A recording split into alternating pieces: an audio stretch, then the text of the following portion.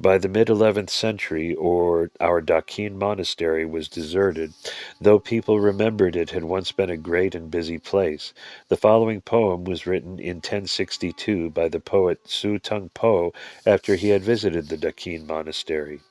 On Dakin Temple, the rivers flow bright, vast, smooth, flowing from the foothills of the green mountains. In the distance I faintly see a pagoda, lonely, standing stark against the mountain. There is also this poem written in 1200 by General Yang Yong Yi, another about the Dakin Temple 50 miles from Chang'an. Dakin Temple. The temple is in ruins, the labor of those who built it now in vain. The faithful no longer come, and in its courts only peace and quiet dwell. The soft green moss covers every tile, and the colors of the roof are gone. Yet the pagoda stands, slender tower, dazzling white in the evening light. Clouds shroud the valley, a lone bird flies home, home to the mountain. The dust covers the land, turning smoke into silvery gray. The days have gone, the dream is over. Now I must ponder on water, clean and pure.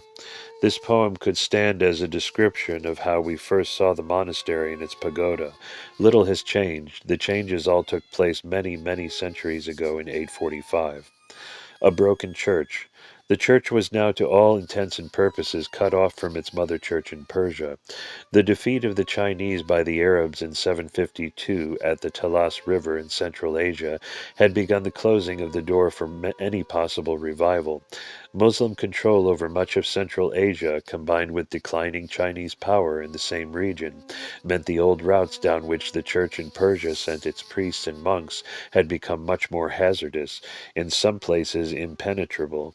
The rise of Islam broke not just the links between the Church of the East in Persia and its daughter church in China, but ultimately the infrastructure of the church itself.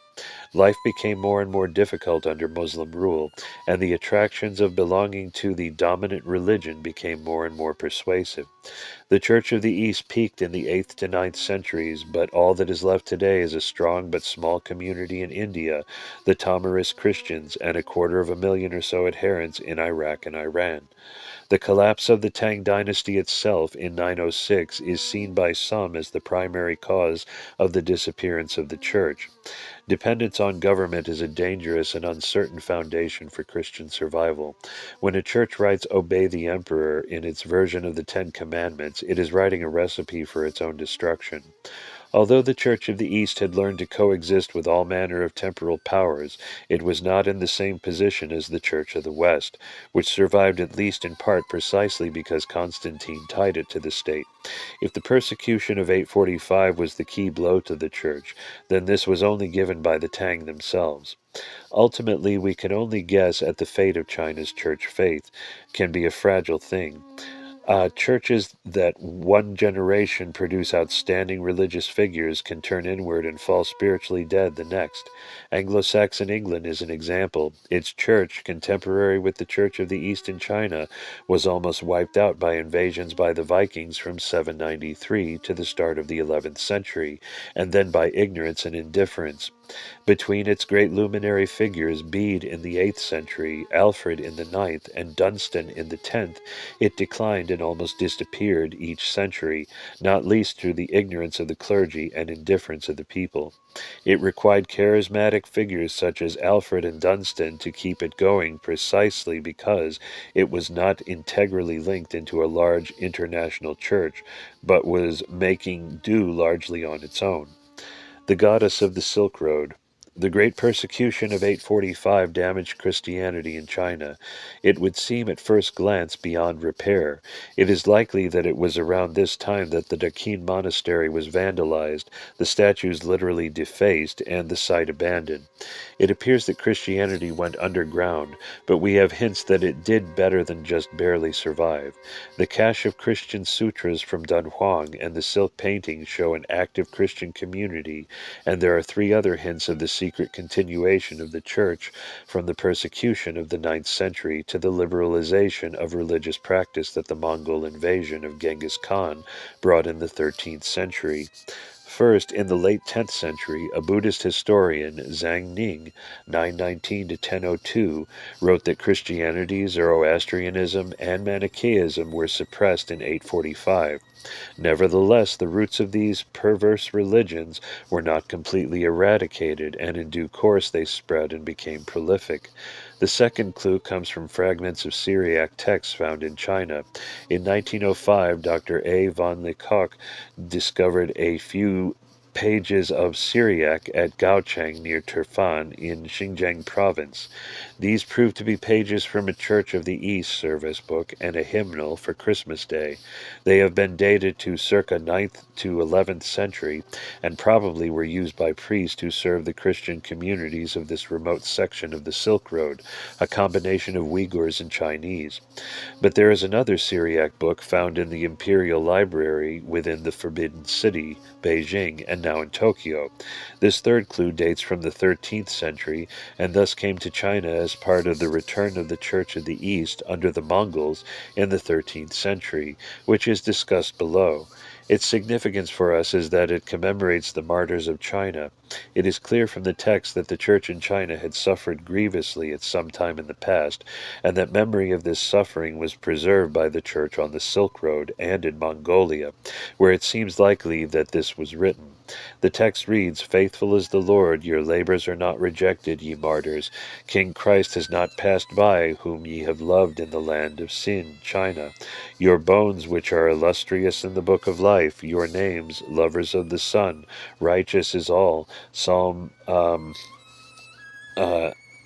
uh, Not all account of the riches of the world have we loved, say the martyrs, affirming in confidence, but because we know the truth, that thy kingdom and thy Godhead are imperishable. Are these martyrs the martyrs of 845 onward? It seems likely, but without further corroboration from Chinese sources, the true fate of the Church will remain lost in time.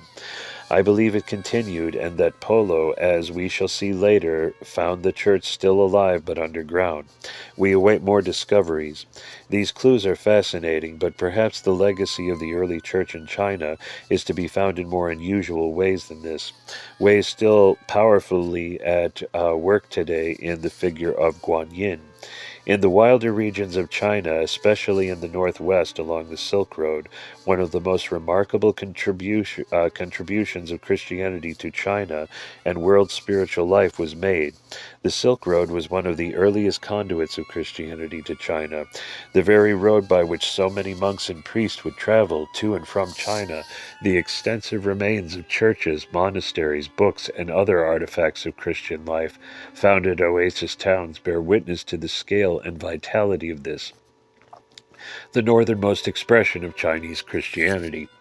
Christians from the Turkic and Mongolian tribes, such as the Ordos, whose cross is depicted on the following page, met here from at least the 8th century, when considerable communities from Uyghurs and others were Christian. The White Huns, who converted in the 6th century, were also associated with this long corridor of Chinese power and influence. The Silk Road hosted the most diverse community in the world. Here Buddhists, Christians, Zoroastrians, Manichaeans, Taoists, shamans, practitioners of the Bon religion, and a host of variants on all these met and talked and traded. It was a truly cosmopolitan community. Here a transformation of a Buddhist bodhisattva first took place, Avalokiteshvara as the bodhisattva of the beautiful Lotus Sutra. Originally a male deity of Indian Buddhism, he rose to become the most popular savior of Chinese Buddhism, and in the process changing sex and significance. This transformation may well be due to the influence of the Christians of the Church of the East and their statues of Mary. Avalokiteshvara translates into Chinese as Guanyin.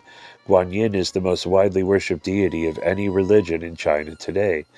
Beloved as a model of compassion and particularly associated with children, she is often depicted holding a child and is the favorite deity to whom people pray when they want to bear a child or ask protection for their children. Until the 9th century, Guanyin was depicted as a man. Buddhism is as patriarchal as Christianity, and women had no place within it. The Buddha even tried to stop them becoming nuns because he held they were too low down the scale of reincarnation, well below being reincarnated as a man. In Indian Buddhism, no woman appears in the pantheon of the Buddha, and in early Chinese Buddhism, this male link was kept and strengthened. Indeed, to this day, Guanyin is the only female in the Buddhist cosmology of China. Her appeal reaches far beyond Buddhism, and she is loved and honored by Taoists as much as Buddhists as the goddess of mercy and compassion. No other model of a female goddess, especially a child-carrying female deity, except for the Christian statues of the Virgin Mary, was present in China at the time of Avalokiteshvara's transformation. Suffice it to say that the creation of a compassionate, merciful, beautiful goddess version of the male Guanyin may owe as much to the statues of the Virgin Mary brought and created by the Church in China as to Buddhist theology. A last resurgence.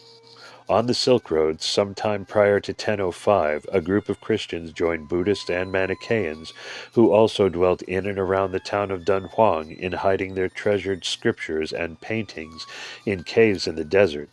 Invasion by Tibetan tribes and widespread destruction forced the various communities to hide their texts.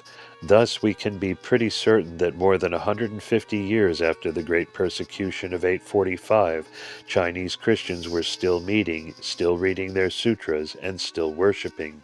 For they preserved the sutras right up to that fateful time when they all felt life as they knew it was coming to an end.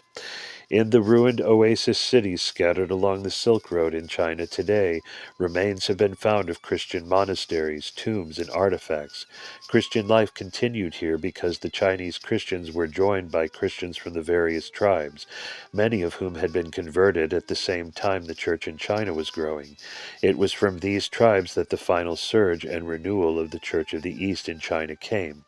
The great Mongol leader Genghis Khan is perhaps the very last person one might associate with either Christianity or, in particular, the revival of Christianity in the East. Yet it is directly due to him, and in particular one of his daughters-in-law, that the Church of the East once again briefly revived in Persia and Central Asia.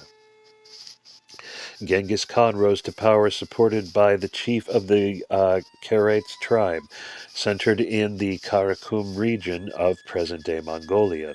Indeed, Genghis Khan took as a wife a princess of the Karaits who were Christian. They had been so since at least the early 11th century. By the time Genghis Khan came to power in the late 12th and early 13th century, they had all become Christian and traveled with their priests, who constructed felt chapels, religious versions of the Mongolian ger, felt huts. Other Mongol tribes were also Christian or predominantly Christian. Thus, when Genghis Khan unified the Mongol tribes and burst out of Mongolia to conquer much of the world, a goodly proportion of his army was Christian. Many of his commanders were Christians, of which perhaps Chinkai, a Karaite born circa 1171, is the most outstanding example. A faithful companion in arms of the great Khan himself, he became Secretary of State under Genghis Khan and ruled northern China for the great Khan Genghis's son. As Mongol power pushed further and further west, it inevitably came into conflict with the ruling house and power bases of Islam. Mongol destructiveness and barbarity defy belief. When Samarkand fell to the Mongols in March 1220, the majority of the population, 500,000 people, were massacred, and the skilled artisans shipped to Mongolia to work. When the Mongols captured the capital city of the Khwarezm kingdom, Gurganj, they not only massacred everyone in it, but then drowned the city itself by diverting the Amu Darya River to create a lake over the city's remains. Entering Persia proper and thus coming into direct conflict with the Caliphate of Islam based at Baghdad, the Mongols took Merv, one of the greatest and most ancient centers of Christianity in Persia. There they massacred 700,000 people, men, women, and children. In 1221, Nishapur fell, another center of Christianity. There the records say that not only were all men, women, and children killed, but even the dogs and cats were killed. Wherever the Mongol hordes went, the land was left desolate and the populations destroyed. Genghis Khan's grand plan in conquering much of northern China and sacking the city we now know as Beijing was to destroy every city, town, and even village to turn northern China into a vast pasture land for the rearing of Mongolian horses. He was eventually dissuaded from doing this by Chinese officials whom he recruited to plan his awful scheme. This is not the place to cover the exploits of the Mongolian armies as they pushed across Central Asia, through into Russia and across to Poland and Hungary. Suffice it to say that their venture was an extraordinary one that very nearly destroyed Western Europe and that left Mongols in Russia right up until the 17th century.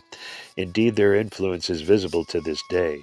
The most famous church in Russia is the Church of St. Basil in Red Square, with its dramatic cupolas and unique roofs. The design of this church, built to celebrate the final defeat of the Mongolians in Russia, is based on the colors and shapes of Mongolian felt huts.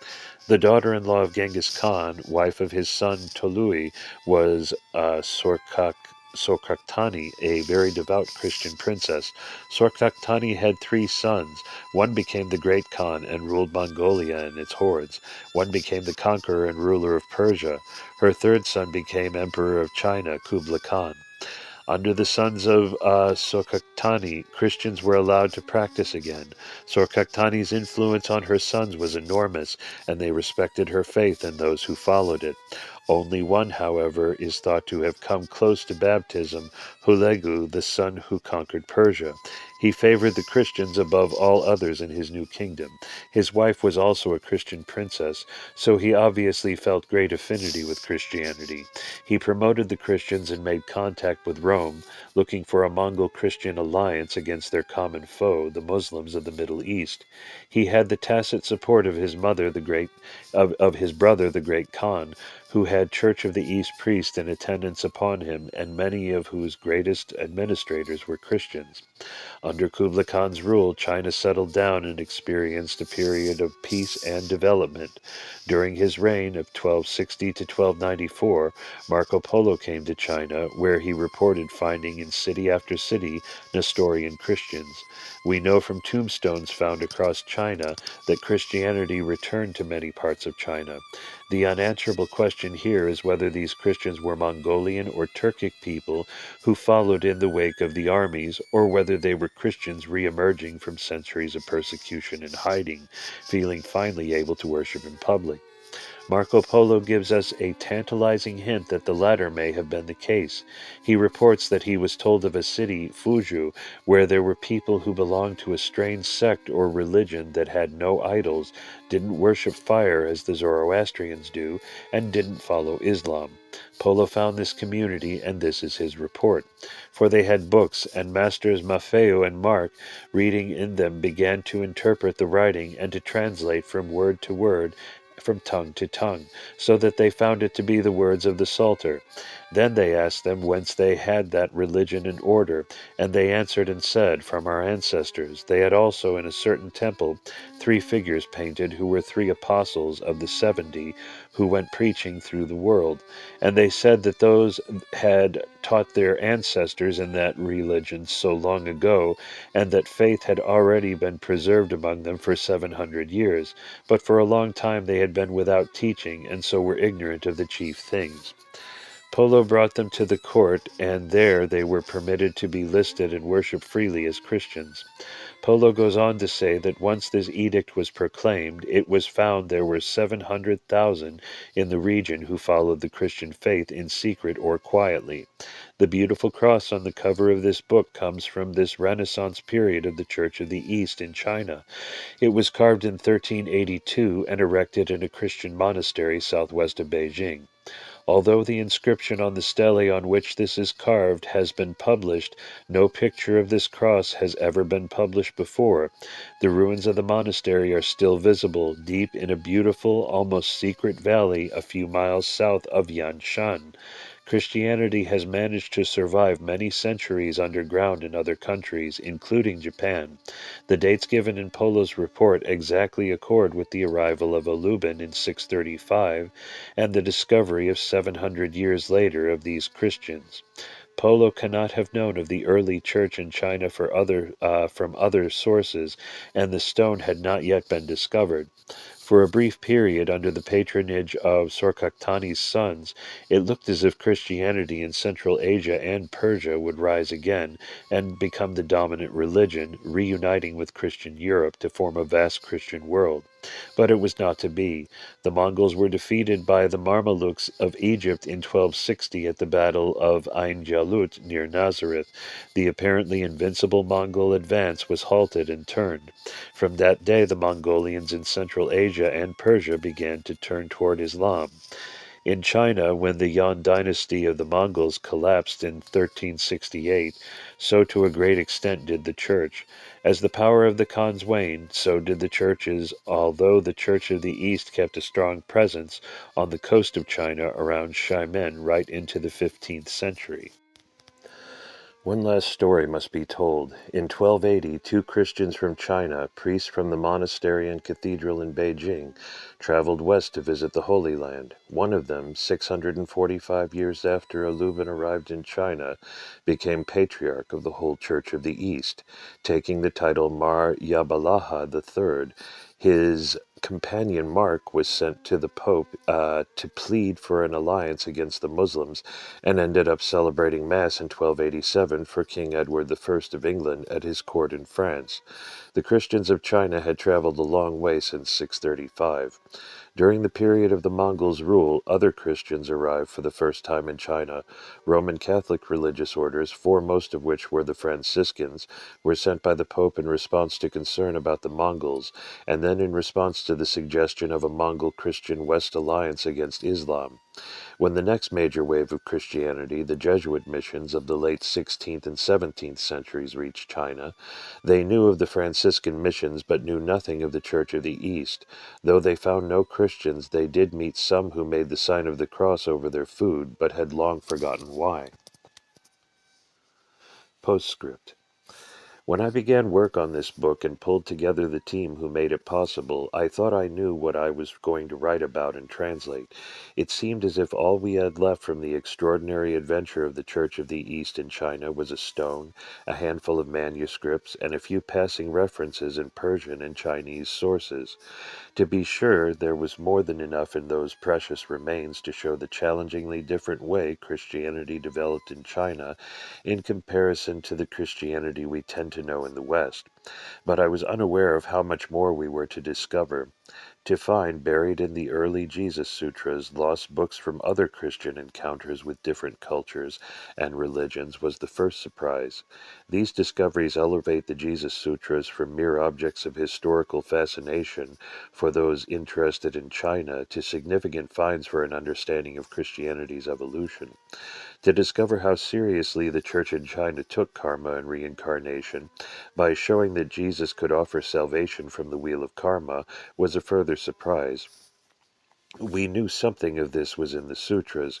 We had no idea how strong it was, nor how much it shaped the telling of the Jesus story in China. It raises profound questions about whether we in the Western Church have perhaps been too narrow in our understanding of the meaning of Jesus. The discovery of the Dakin monastery, however, really changed our lives, and that story has only just begun.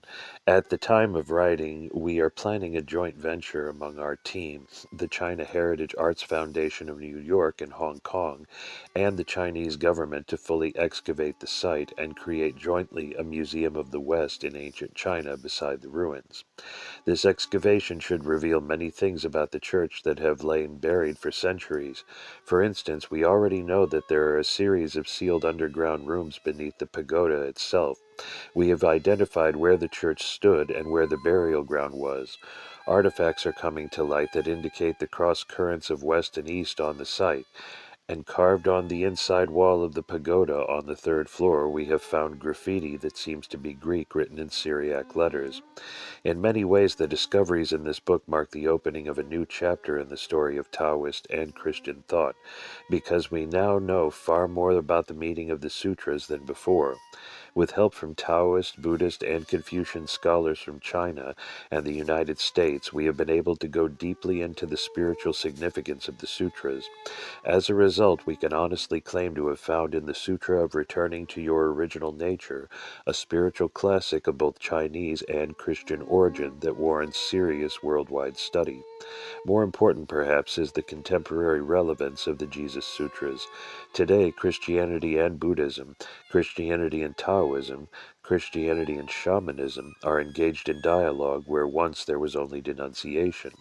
As Christians slowly and tentatively feel their way toward a more mature relationship with other faiths and cultures, the Jesus Sutras stand as a beacon showing it has been done before.